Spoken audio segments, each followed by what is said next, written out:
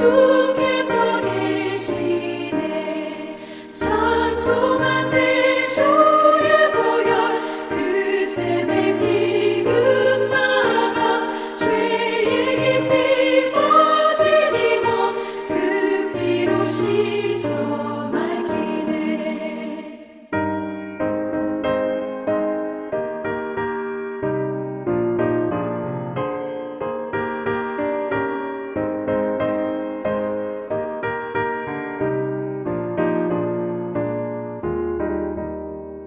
주 예수를 깊이 아는 놀라운 그 은혜, 하늘나라 즐거움이 매일 새롭도다. 찬송하세 주의 보혈 그 샘에 지금 나가 죄의 깊이 빠지니 뭐 그 피로 씻어 맑히네.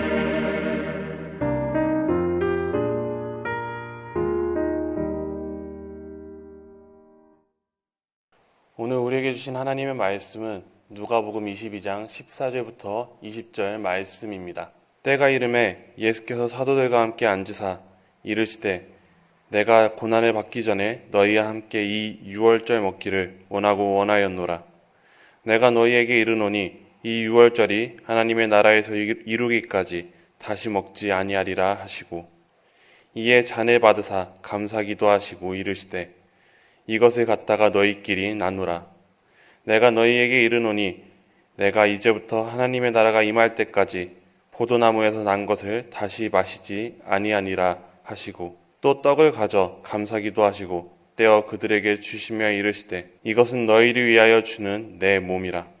너희가 이를 행하여 나를 기념하라 하시고 저녁 먹은 후에 잔도 그와 같이 하여 이르시되 이 잔은 내 피로 세우는 새 언약이니 곧 너희를 위하여 붓는 것이라. 아멘.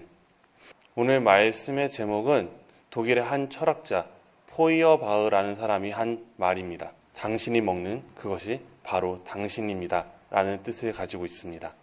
이 철학자는 인간은 먹는 존재로 그가 먹는 것이 그 사람을 설명할 수 있다라고 이야기했습니다. 단순히 그 당시 빈부격차에 따른 사회적인 비꼼이 들어간 이 말이 시간이 지나면서 건강식을 찾는 사람들의 핑곗거리가 되기 시작했습니다. 그래서 1800년대 이후에는 건강하게 살기 위해서는 잘 먹어야 된다 라는 뜻으로 이 말이 변화가 되었습니다. 참으로 그 말이 맞는 것 같습니다. 올해 들어 저에게 제 일상에 있어서 한 가지 변화가 있다라면 바로 먹는 것입니다. 매 끼니 탄수화물을 200g, 단백질을 150g 딱 지켜 먹고 점심은 특별한 일이 있지 않으면 저 중심 상가에 있는 샐러디라는 가게에서 샐러드를 먹기 시작했습니다. 그러면서 몇 개월 동안 이렇게 식단을 하면서 총 15kg이라는 제 몸무게가 빠졌습니다.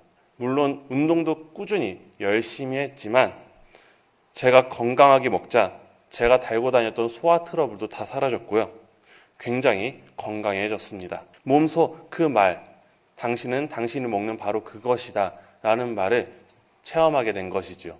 제가 먹는 그 건강한 음식이 바로 저를 만든 것입니다. 이만큼 우리가 무엇을 먹는가는 굉장히 중요합니다. 이것은 우리 기독교에 있어서도 마찬가지입니다. 하나님의 말씀, 성경 속에는 수많은 음식에 대한 이야기들이 있습니다. 가장 처음 하나님께서 아담과 하와에게 베푸셨던 에덴 동산이라는 식탁이 있습니다.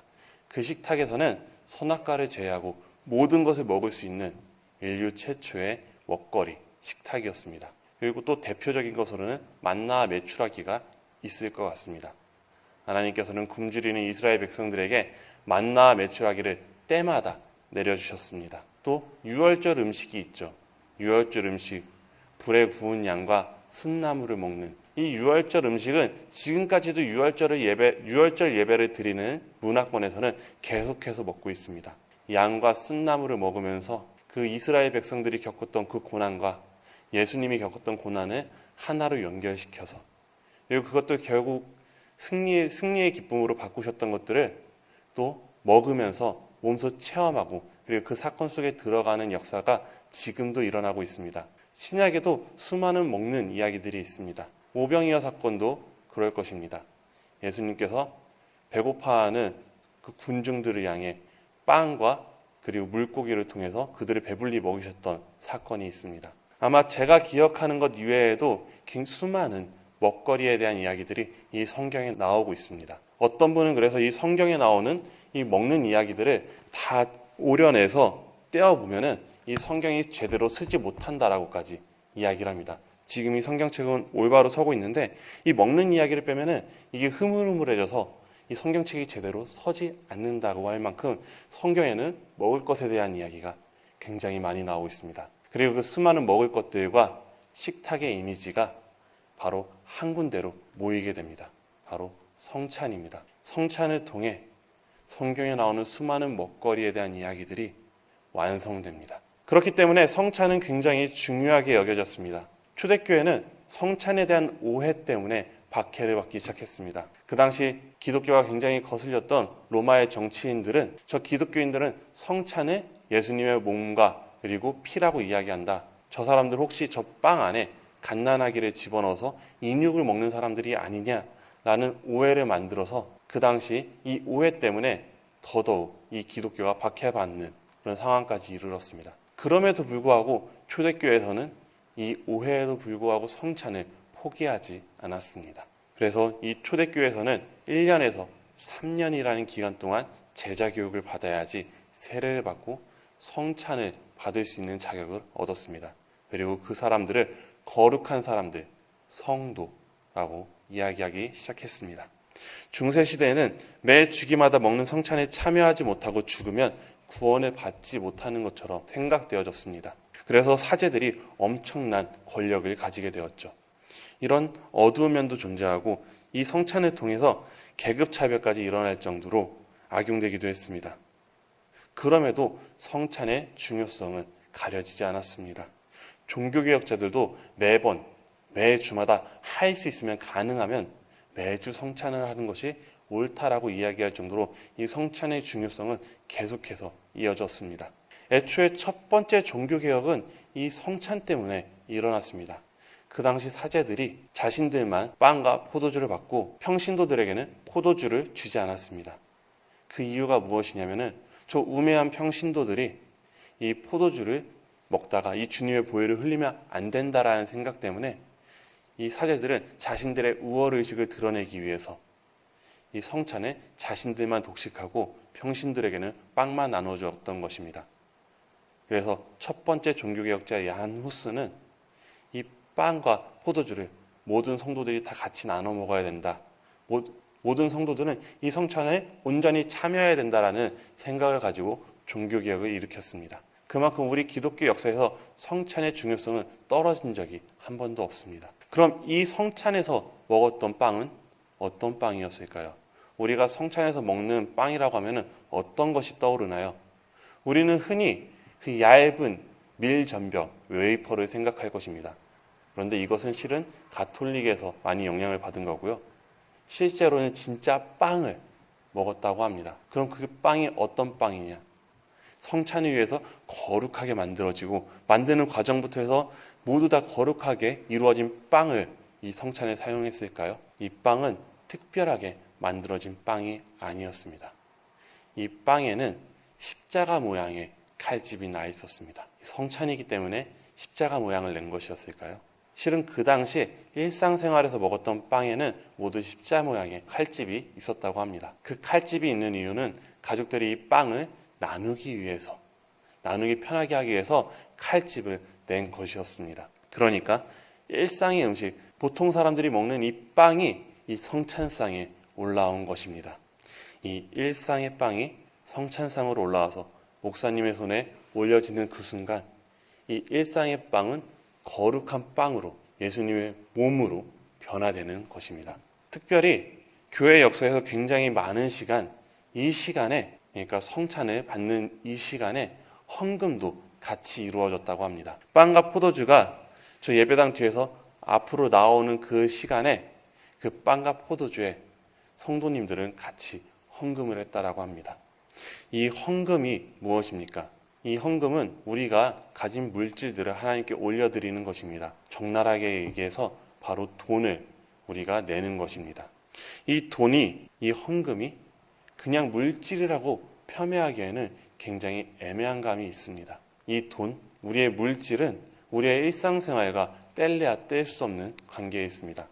어떻게 보면 이 돈에는 우리들의 삶의 애환들이 다 녹아져 있습니다. 우리 성도님들의 피와 땀, 그리고 일상의 결정체로 모이는 게 이 물질입니다.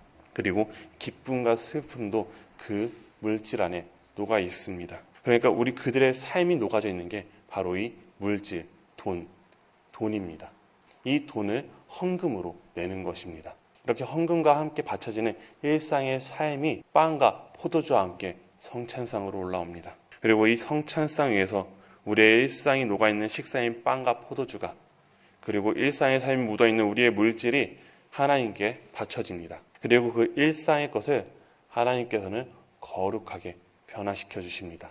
그리고 그것은 주님의 살과 피로, 그리고 이 세상을 위해서 쓰이는 물질들로 변화되게 됩니다. 또한 이 성찬의 빵은 하나됨의 빵이었습니다. 초대교회의 성찬 기도 중에는 이런 내용이 있습니다. 각지에 흩어진 밀들이 모여서 하나의 빵이 되었습니다. 이 성찬 빵을 받는 우리도 각지에 흩어져 있지만 빵과 같이 예수님 안에서 하나됨을 믿습니다. 이 빵은 하나됨의 빵이었습니다. 그래서 그 당시 병자들이 교회에 나오지 못해서 성찬을 받아야 될 때 다 받지 못하면은 그 교회에서는 그 성찬에서 나누던 그 빵 중에 일부를 예비하여서 그것을 가지고 사제들이 병자들을 찾아다니면서 성찬을 시행했습니다. 그래서 그들도, 그 병자들도 그 자리에 참여하지 못했지만 하나의 빵에 참여하여서 한 공동체됨을 누렸습니다. 식구란 한 자리에서 같은 끼리를 하는 사람들을 식구라고 이야기를 합니다. 우리는 주님의 식탁을 통해서 한 식구가 되는 것입니다. 이는 우리 교회를 초월해서 지금 이 세상에 있는 모든 교회와 그리고 오고 가는 모든 세대의 교회가 한 식탁 안에서 식구가 된다는 뜻을 갖고 있습니다. 그렇게 이 성찬의 빵은 초월적인 하나됨의 빵입니다. 홀리 커뮤니온인 것입니다. 그렇게 우리의 일상이 묻어진 이 빵은 성찬상에서 하나님의 빵, 예수님의 살과 피로 변화됩니다. 거룩한 교환이 일어나는 것입니다. 그리고 우리는 그리스도의 성도가 되어서 이 빵을 먹습니다. 예수님의 살과 피를 먹는 것이 바로 우리입니다. 자, 이제 성찬에 감동이 있으신가요? 다시 우리가 서론의 이야기로 돌아가 봤으면 좋겠습니다. 인간은 그가 먹는 바로 그것이다. 당신은 당신이 먹는 바로 그것이다. 우리 기독교인은 무엇을 먹습니까? 하나님의 말씀을 먹기도 하고 바로 성찬을 먹습니다. 이 성찬이 무엇입니까? 우리들의 일상이 거룩하게 변화된 빵입니다. 하나가 되는 연합의 빵이고요. 주님의 살과 피입니다. 우리는 빵을 먹는 사람들입니다. 우리가 성찬을 먹으면은 우리는 바로 그것이 되어야 합니다. 우리의 평범한 일상을 하나님께서 받으셔서 거룩하게 바꾸십니다. 우리가 있는 곳이 어디든 그것을 하나님께서 거룩하게 변화시켜 주십니다. 우리는 연합의 빵을 먹은 자들입니다. 우리는 어디에 있든지 하나됨을 이야기하게 됩니다. 우리가 지금 각지에 흩어져 있지만 성령님께서는 우리를 하나로 묶어주십니다. 우리는 예수님의 살과 피를 먹은 사람들입니다. 예수님의 살과 피를 먹은 사람은 어떤 사람이 됩니까? 바로 예수님과 같이 되어야 합니다. 작은 예수들로서 이 세상 가운데 살아내야 되는 책임을 가지게 되는 것입니다. 이 세상 가운데서 거룩한 사람들, 성도로서의 삶을 살아내야 하는 것입니다. 예수님을 먹은 자들로서 우리가 마땅히 책임지고 감내해야 하는 우리에게 맡겨진 사명입니다. 바라기는 우리 모두가 성찬에 온전히 참여한 사람들, 거룩한 사람들, 성도가 되기를 바랍니다. 우리가 있는 곳이 어디든 직장이든 학교든 가정이든 길거리에서든 그곳을 거룩하게 변화시키는, 그러니까 일상을 거룩하게 변화시키는 거룩한 사람들이 되기 원합니다. 분란이 아닌 연합을 이야기하는 사람들이 되기 원합니다. 작은 예수들로서 이 세상 가운데 작은 예수들로서 나아가는 사람들이 되기 원합니다. 그렇게 성찬을 받기에 부끄럽지 않은 사람들, 성도로서 직장 가운데, 학교 가운데, 가정 가운데, 오고 가는 그 거리 가운데서 하나님의 영광을 드러내는 영성제일교회의 성도님들이 되시기를 간절히 기도합니다. 이 시간 기도할 때 교회를 위해서, 우리 가정과 우리 자신을 위해서 함께 기도했으면 좋겠습니다.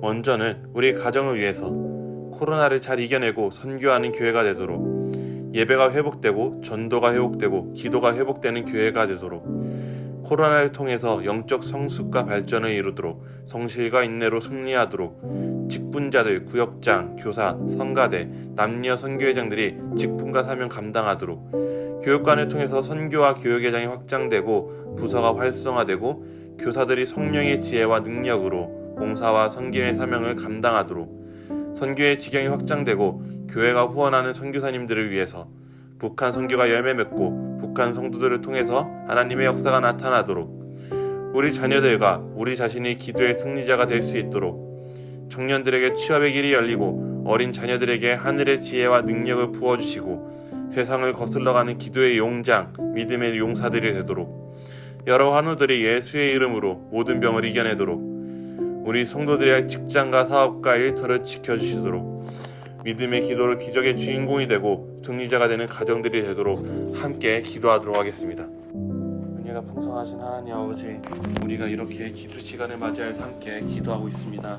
이 시간 온라인과 오프라인 통해서 모두 기도하는 내용들이 하나님 앞에서 상달될 수 있도록 아버지 역사해 주시옵소서. 우리가 공간을 초월해서 역사하시는 성령님의 그 은혜로 한 공동체를 묶일 수 있게 간절히 원합니다. 그 공동체를 느낄 수 있게 원합니다. 함께하여 주시옵소서. 우리 교회를 위해서 기도합니다. 아버지, 우리 교회가 정말로 코로나를 잘 이겨내고 이 코로나가 오히려 영적 성숙과 발전을 이루는 시간이 될 수 있도록 아버지 역사해 주시옵소서. 아버지, 우리가 이 시간 동안 오히려 기도가 회복되고 전도가 회복되고 예배가 회복되는 시간 될 수 있도록 도와주시옵소서.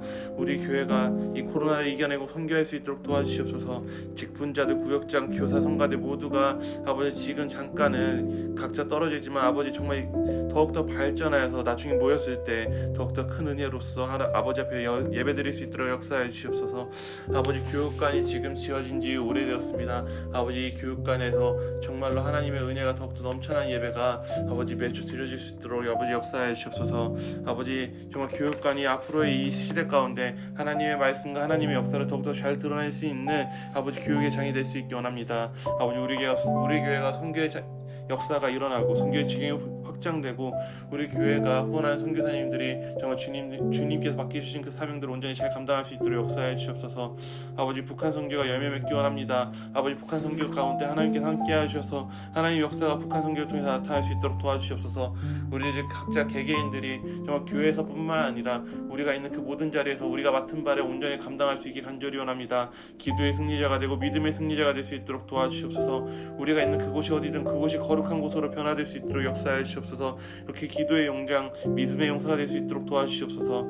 아버지, 우리 환우들, 아버지, 우리 교회 환난당한 자들 아버지께 더 잘 아시오니 아버지, 그 위로가 필요한 자들에게 함께하여 주셔서 아버지, 정말 주님 그 아버지의 손길을 정말 세세하게 느낄 수 있도록 역사해 주시옵소서. 아버지, 그렇게 우리 성도님들의 필요를 채워주시고 그들의 있는 그 자리들을 지켜주시 간절히 원합니다. 아버지, 우리가 그렇게 믿음의 기도로 기적의 주인공이 될 수 있도록 역사해 주시옵소서.